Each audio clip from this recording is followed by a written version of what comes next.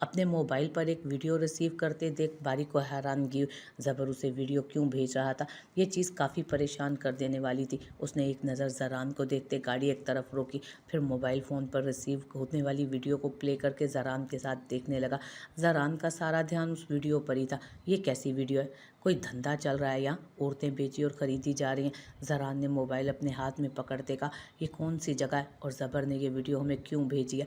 वो परेशानी से उसे कह रहा था, जबकि ज़रान खुद भी हैरत से वीडियो देख रहा था। जब उन्हें वीडियो में एक छोटी सी लड़की नज़र आई जिसकी कीमत 20 करोड़ रुपए, जिसकी कीमत अचानक ही लाखों से करोड़ों पर पहुंच गए, और फिर उस लड़की को ख़रीदने वाला कोई और नहीं दामियार शाह था। वो दोनों एक दूसरे को देख कर रह गए। दामियार शाह उस मजमा में सबसे महंगी लड़की खरीद लाया था जिसकी कीमत 20 करोड़ थी। क्या दामियार शाह बच्चियों को खरीदने लगा था? ये सब क्या था? वो दोनों हैरत से कभी एक दूसरे को तो कभी उस वीडियो को देख रहे थे, जिसको समझना उन दोनों के बस से बाहर था। कहीं ये बच्ची दामियार की बेटी तो नहीं? मेरा मतलब है ज़रमीना की बेटी।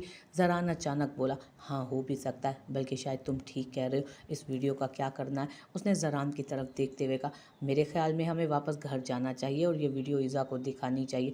दामियार का असल चेहरा ईज़ा के सामने आएगा तो ईज़ा के लिए फ़ैसला करना आसान रहेगा। हाँ तुम ठीक कह रहे हो, हमें ये वीडियो ईज़ा को सेंड कर देनी चाहिए। वो भी तो अपने शोहर का असल रूप देखे, उसे भी तो पता चलना चाहिए कि दामियार कितना घटिया इंसान है।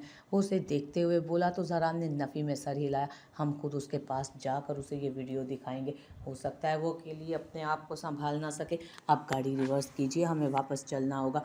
वो उसे देखते हुए बोला तो ज़रान ने तो बारीक ने सिर्फ हाँ में सर हिलाते गाड़ी रिवर्स की थी। वो बहुत ज़्यादा परेशान थी, उसे समझ नहीं आ रहा था वो क्या करे। ज़ोरिश भी 2-3 दफ़ा उससे पूछ चुकी थी कि उसे कोई परेशानी तो नहीं, लेकिन उसने उनके सामने इनकार कर दिया। जब अचानक घर में शोर उठा, वो मुलाजिम जो बाबा का ख्याल रखता था भागते हुए बाहर आया। उसने हैरत से उसे देखा, जिसके चेहरे पर बेहद खुशी थी। अरूश भाभी, आपके बाबा को होश आ गया। वो आंखें खोले हर तरफ देख रहे हैं, बात भी करने की कोशिश कर रहे हैं, जल्दी आइए। वो कमरे से बाहर निकलता चिल्लाते हुए बोला, और उसका ये चिल्लाना घर के सब लोग ही सुन चुके थे। दादी तो कमरे से बाहर निकल आई थी, जबकि वहाँ लाउंज में बैठी अम्मी और चाची ने भी खुदा का शुक्र अदा किया। जबकि अरूश उसके पीछे भागते हुए कमरे के अंदर दाखिल हुए और उसके कहने के ऐन मुताबिक उसके बाबा आंखें खोले हर तरफ देख रहे थे। उन्होंने यूं ही नज़रें हर तरफ घुमाते दरवाजे की तरफ देखा और फिर उसकी तरफ देखकर मुस्कुराए। जब अरूश वहीं अपने चेहरे पर हाथ रखती फूट फूट कर रोने लगी, जब अचानक ही पीछे से किसी ने उसे मजबूत हिसार में लेते अपने सीने में छुपा लिया। बेवकूफ़ लड़की, रो क्यों रही हो?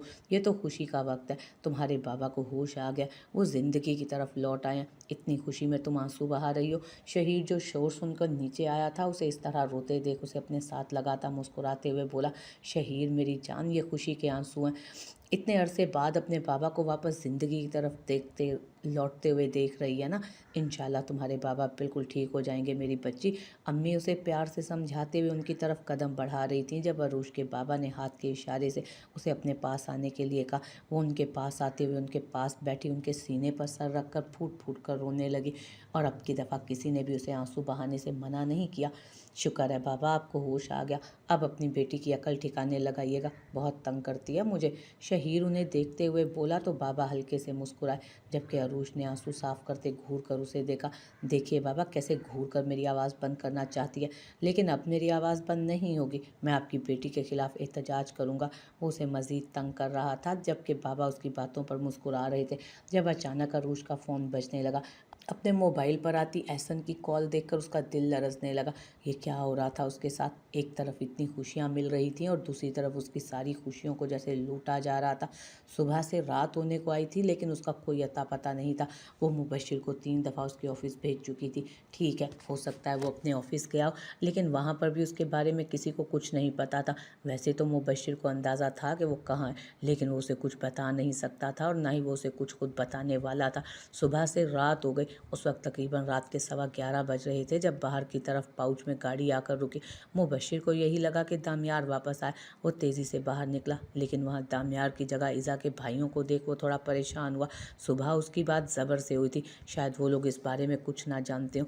वो तेज़ी से बाहर आया जहाँ वो दोनों गाड़ी से निकलकर घर के अंदर दाखिल हो रहे थे।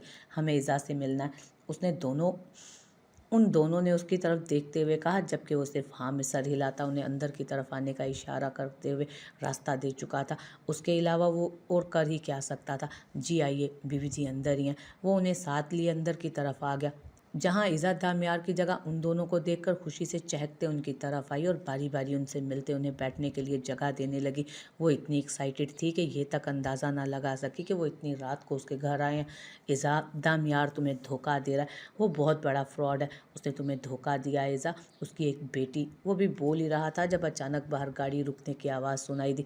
लगता है दामियार आ गए, वो उनकी तरफ देखते हुए बोली, जबकि वो दोनों ही खामोश हो गए। थोड़ी सी देर गुजरी थी कि दामियार शाह एक बच्ची को अपनी बाहों में उठाए अंदर दाखिल हो रहा था। दामियार, आप कहाँ थे सुबह से और ये किसे लेकर आए हैं? ये बच्ची कौन है? वो परेशानी से पूछने लगी। ये तुम्हें कुछ नहीं बताएगा इज़ा, इसका जवाब हमारे पास है। ये लड़की दामियार शाह की बेटी है और वो भी नाजायज़। इसने अपनी रकेल से ज़बान संभाल कर बारीक शाह, वो गुस्से से धाड़ा। नहीं दामियार शाह, तुम हमारी ज़ुबानें नहीं पकड़ सकते हो। हमने जो देखा है वही कह रहे हैं, वरना क्या तुक बनती है इस छोटी सी लड़की को 20 करोड़ में ख़रीद कर लाने की? बताओ बताओ इज़ा को कि तुमने इसे 20 करोड़ में ख़रीदा है, वो भी औरतों की मंडी बाज़ार से। और सॉरी, याद आया, तुम जैसे जनाई तो उसे बाज़ार हुस्न कहते हैं ना। तो तुम खुद सब कुछ बताओगे या हम सबूत पेश करें?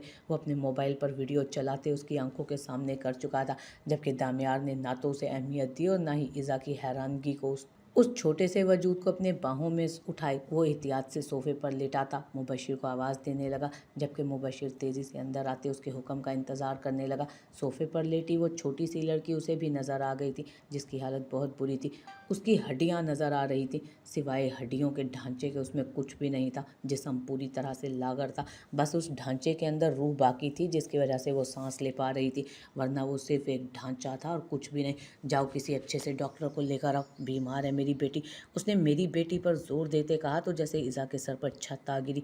हाँ, उसे यकीन नहीं था अपने भाइयों की बातों पर, उसे उस इंसान पर यकीन था जो लम्हे में उसका यकीन तोड़ गया था। क्या कह रहे हैं दामियार? ये सही कह रहे हैं तुम्हारे भाई इज़ा, बिल्कुल सही कह रहे हैं ये लोग। वो जैसे बात ही ख़त्म कर चुका था, वो इस मौजू पर कुछ कहना ही नहीं चाहता था। क्या मतलब है आपका? ये आपकी बेटी है? वो लफ्ज़ तोड़ तोड़ कर अदा कर रही थी। ऐसा लग रहा था जैसे वो अपने पैरों पर खड़ी नहीं रह सकेगी, उसकी एक हाँ उसे ज़मीं बोस कर देगी। मेरी बेटी है ये इज़ा, मेरी बेटी। तबीयत ख़राब है इसकी, डॉक्टर की ज़रूरत है इसे। वो उसके सामने आकर खड़ा होता, उसकी आंखों में आंखें डालकर बोला, इज़ा, अब भी कुछ और सुनना बाकी रह गया? देख लिया इस धोखेबाज इंसान को? तुम्हें लगता है कि ये आदमी तुम्हारे साथ वफ़ा करेगा? अरे ये तो खुद अपनी ज़ात के साथ वफ़ा नहीं कर सकता। ये औलाद है इसकी, नाजायज़ औलाद, और तुम इस इंसान का साथ निभाने की बात कर रही थी। ये इंसान तुम्हारे भरोसे के काबिल ही नहीं है इज़ा। ज़रान उसका बाजू थामते हुए बोला, जबकि इज़ा तो जैसे सख्ते में थी, वो कुछ बोल ही नहीं पा रही थी। जबकि वो उसके सामने खड़ा हल्का सा मुस्कुराया।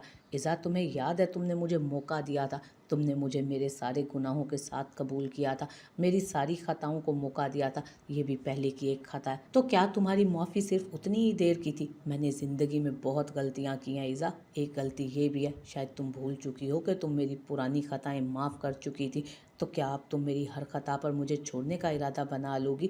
मैंने तुम्हें कोई धोखा नहीं दिया। मैंने कहा था आने वाला वक्त तुम्हारे सामने मेरे हज़ारों राज खोलेगा। ज़िंदगी के 28 साल गुनाहों की नज़र किए हैं मैंने। तुम्हें क्या लगा मेरे पुराने राज कभी तुम्हारे सामने नहीं आएंगे? जानता हूँ मजबूत नहीं हो, तुम इतना सब कुछ बर्दाश्त नहीं कर पाओगी, लेकिन शायद तुम भूल रही हो कि तुम मेरी वो हर गलती माफ़ कर चुकी हो जो मैंने पिछले 28 सालों में की। क्या वो तुम्हारी माफ़ी सिर्फ मेरी अगली गलती सामने आने तक के लिए थी? इस वक्त तुम मुझे छोड़कर जाने का कोई हक नहीं रखती हो और ना ही मैं तुम्हें जाने दूंगा। मुझ पर यकीन करो या ना करो, तुम्हें मेरे साथ रहना होगा, हर कीमत पर रहना होगा। मैं तुम्हें कभी किसी हाल में नहीं छोड़ने वाला हूँ। और अगर तुम्हारे भाई ने ज़बरदस्ती तुम्हें मुझसे अलग करने की कोशिश की तो क्या करोगे तुम? बारिक गुस्से से पूछने लगा। जब दामियार बड़ी दिलकशी से मुस्कुरा, मैं कुछ भी करवा सकता हूँ बारिक, इज़ा से पूछो। वो बड़ी बेफिक्री से धमकियामेज़ लहजे में बोला, जो करना है कर लो, चलो इज़ा। ज़रान ने उसे गुस्से से धक्का देते इज़ा का हाथ थामना चाहा। नहीं भाई, मैं कहीं नहीं जाऊँगी, यहीं रहूँगी इस आदमी के साथ। वो उसका चेहरा देखते हुए बोली, जहाँ दिलकश मुस्कुराहट थी। उसने ज़रान के खींचने पर कदम आगे की तरफ नहीं बढ़ाए। दिमाग ख़राब हो गया क्या तुम्हारा? इससे डर रही हो तुम? इसे हम हैंडल कर लेंगे, बारिक ने उसे समझाते हुए कहा। नहीं भाई, ये धोखेबाज है, मैं नहीं। मैंने इस आदमी से वादा किया था कि मैं इसका हर गुनाह माफ़ कर दूंगी और इसके साथ एक नई ज़िंदगी की शुरुआत करूंगी। तब मुझे अंदाज़ा नहीं था कि इस आदमी के गुनाहों की इंतहा क्या है। हाँ, लेकिन मैं अपना वादा नहीं तोड़ सकती, मैं इसके साथ रहूंगी। अपने किए गए पुराने गुनाहों का ये मेरे सामने जवाबदेह नहीं है। वो ज़रान के हाथ से अपना हाथ छुड़ाती सीढ़ियों से ऊपर की तरफ जा चुकी थी। जबकि दामियार को आज उस पर टूट कर प्यार आया था। उसके नसीब में एक बावफा औरत थी जो अपने किए वादे कभी नहीं तोड़ती थी। हर गुजरते दिन के साथ उसके दिल में इज़ा की मोहब्बत कहीं से ज़्यादा, पहले से कहीं ज़्यादा होती जा रही थी। उसकी इज्जत बढ़ती जा रही थी। अब तुम लोग मज़ीद यहाँ रुकोगे या फिर? उसने दरवाजे की तरफ इशारा करते हुए उन दोनों से कहा। दामियार शाह, तुम इज़ा को बातों के खेल में फंसा सकते हो, हमें नहीं।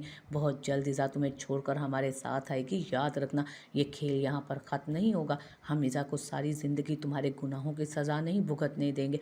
तुम जानते हो वो अपने किए गए वादे नहीं तोड़ती, इसलिए अपने गुनाह उसके सामने लाए बगैर तुमने उसे कस्मों और वादों में बांध लिया। लेकिन हम उसे सारी ज़िंदगी तुम्हारे साथ बर्बाद नहीं करने देंगे।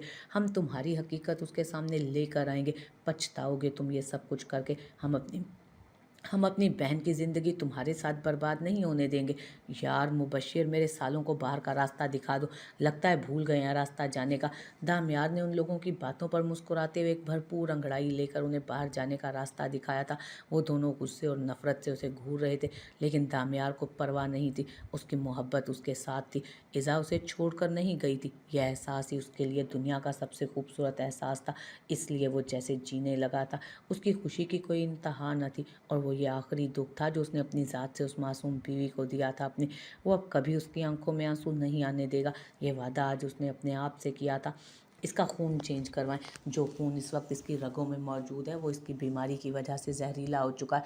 इसका पूरा खून बदलना पड़ेगा। सुबह होते ही उन्हें अस्पताल शिफ्ट करवा देंगे। डॉक्टर उसका पूरा मुआयना करते हुए बता रहा था, जबकि दामियार खामोशी से उसके चेहरे पर निगाहें जमाए खड़ा था। जब वो आंखें खोलती उसे देखने लगी, सिर्फ बड़ी बड़ी आंखों के अलावा उसके चेहरे के कोई नकुश तवज्जो हासिल करने की वजह नहीं बनते थे, लेकिन उसकी सियाह आंखें बिल्कुल दामियार जैसी थी। डॉक्टर, इसका प्रॉपर इलाज करवाना है। मैं चाहता हूँ कि ये बिल्कुल ठीक हो जाए। उसने डॉक्टर को देखते हुए कहा। मैं समझ सकता हूँ दामियार साहब, लेकिन आप मुझे ये बताएं कि ये कितने अरसे से बीमार है। मेरा मतलब है कि इसको ये बीमारी कब से है और इसे इलाज क्यों नहीं करवाया गया। अगर आप लोग जानते थे इस बीमारी के बारे में तो वो उसकी तरफ देखते हुए पूछने लगा। पैदाइश से है इसे ये बीमारी, और इलाज इसलिए नहीं करवाया गया क्योंकि 100% मैचिंग खून नहीं मिल रहा था। 2.5 साल पहले ही मुझे इस बारे में पता चला।